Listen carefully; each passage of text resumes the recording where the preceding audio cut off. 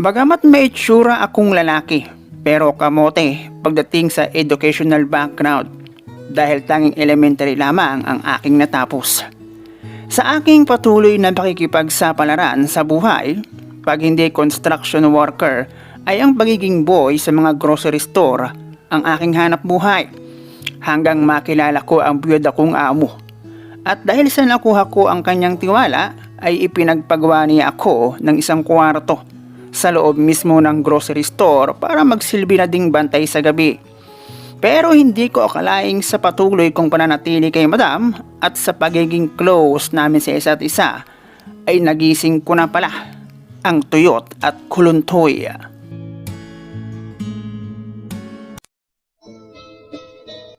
Hello guys and welcome dito sa Kasgul TV. At syempre kung ikaw ay bago dito sa aking channel at trip mo ang ganitong klase ng kwento, palike and subscribe naman dyan.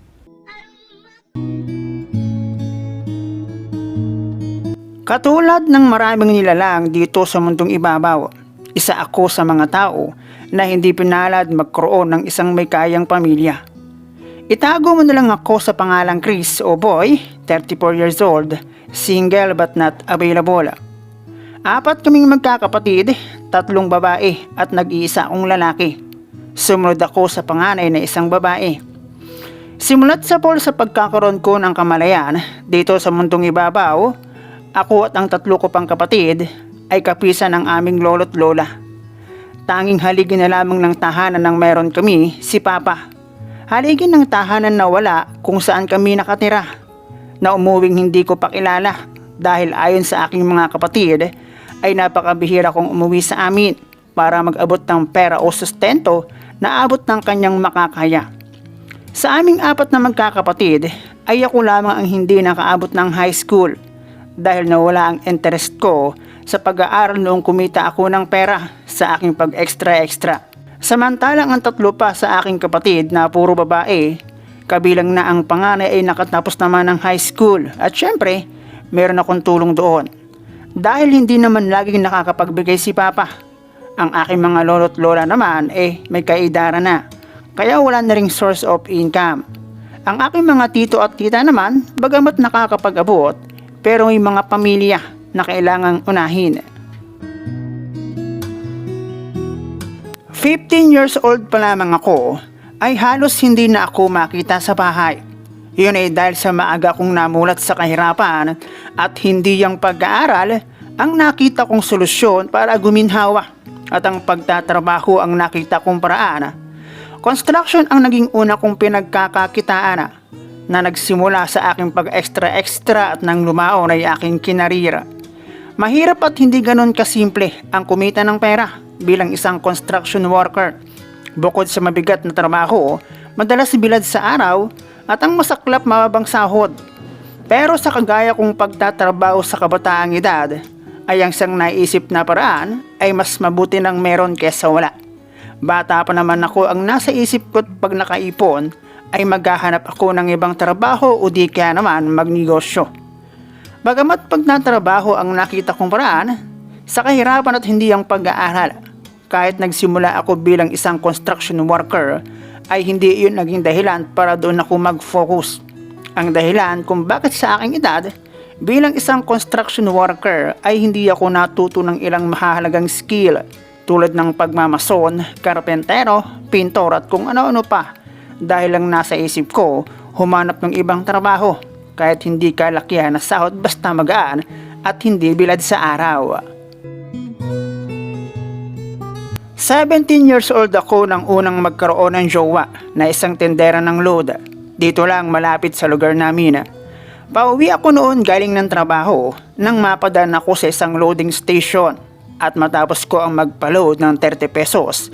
Makaraan ng ilang minuto ay nakatanggap ako ng isang message at nagpakilalang siya yung babae na pinagpa-loadan ko. Pagpapaload ang sadya ko kaya hindi ko napansin ang itsura ng babae. Kaya't kinabukasan pagdaan ko, tiningnan ko muna ang itsura at noong makita kong ayos din pala ay saka pa lamang ako nag-reply. Itago na lang natin sa pangalang Joanne at siya rin ang babae na una kong naging jowa. Nakita kami ng personal, makaraan ng ilang palitan ng message, tamang lugaw lamang kapag gabi, hanggang sa makarating ako sa kanila dahil sa aking paghahatid at doon ko nalaman na meron pala siyang boyfriend. Iyon ay dahil sa likod bahay niya ako dinala at doon kami nagkwentuhan nang walang nakakaalam. Kahit nalaman kong meron siyang boyfriend ay hindi ako tumigil dahil kita ko sa kanya na meron siyang interest sa akin. At ang isang pumasok sa aking isip, dahil matagal na di umano ang kanilang relasyon, imposible na wala pang ganap sa kanila. At kung magiging kami, hindi imposible na sa unang pagkakataon ay makatikim ako ng special na putahe. At kung sa ulam pa, kahit bawas na iyan na rin ang order ko. Hindi nga nagtagal ay naging kami ni Joanna. At syempre, ako na ang unang gumawa ng paraan dahil ayokong masayang ang aking effort at gastos. Nagtanong ako kung pwede ba akong manligaw. Sagot ni Joanne, meron daw siyang boyfriend. Sagot ko naman, willing naman akong maging pangalawa. Kako, mahal ko siya. Hindi nagsalita si Joanne bagkos ay isang matamis na ngiti ang kanyang isinagot sa akin.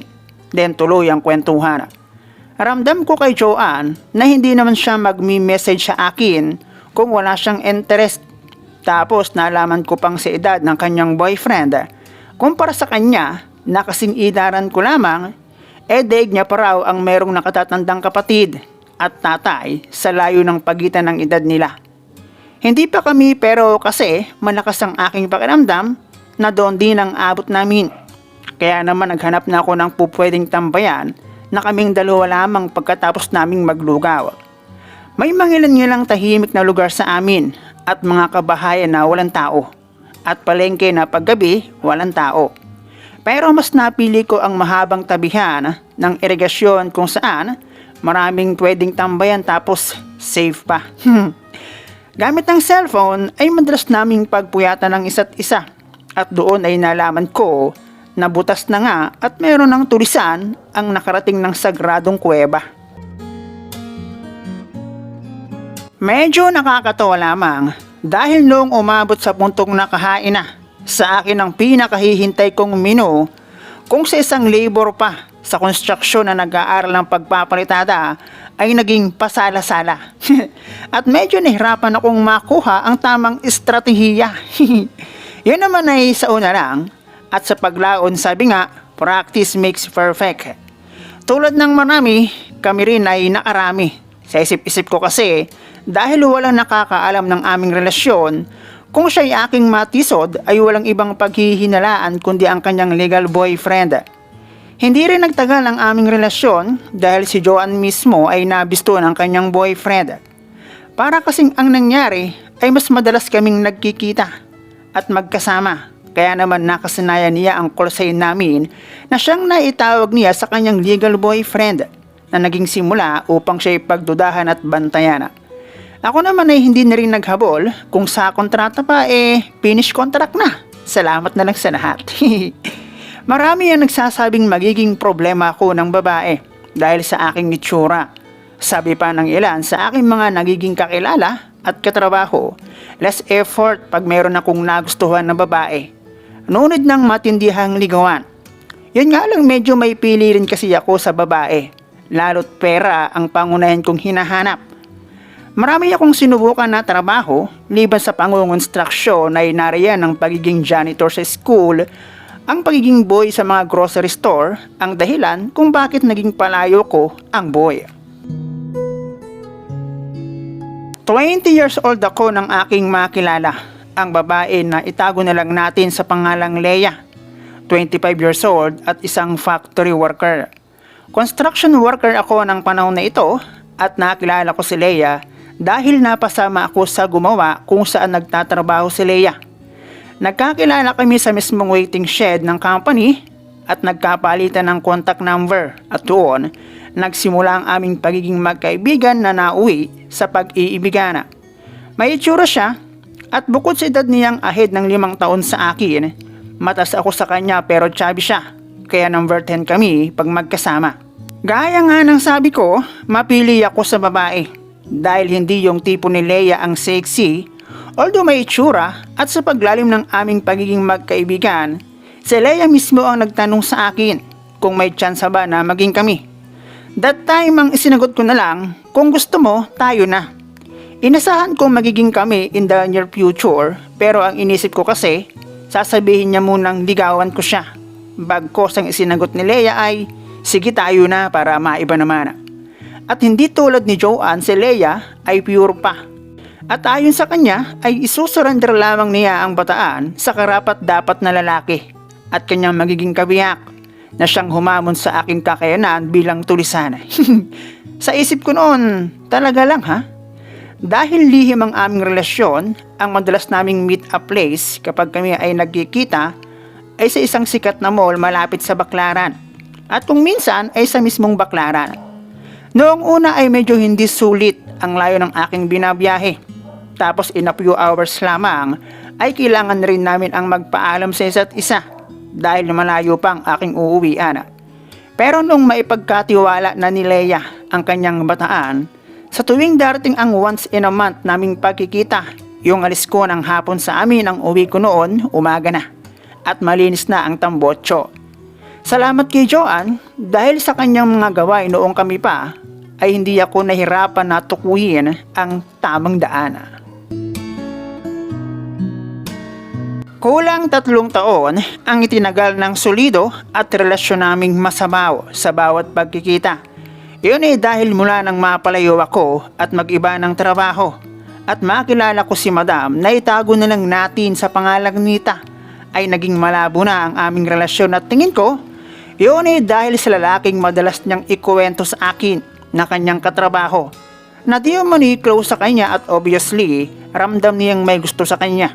Dahil nagsabi ng tungkol sa panliligaw kahit alam na si Leia ay merong boyfriend.